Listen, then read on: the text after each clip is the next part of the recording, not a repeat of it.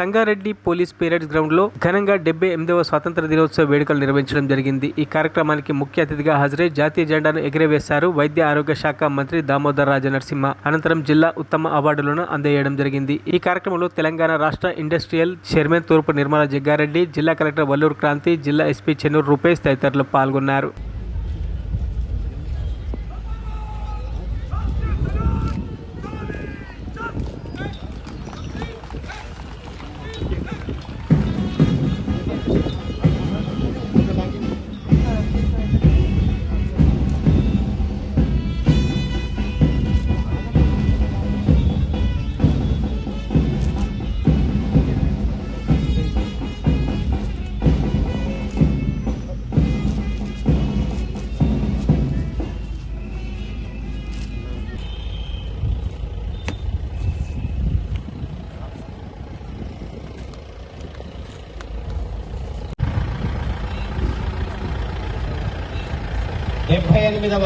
స్వాతంత్ర దినోత్సవ పతాక ఆవిష్కరణ మాన్యశ్రీ గాంధీపాట్గా జిల్లా కలెక్టర్ గౌరవనీయ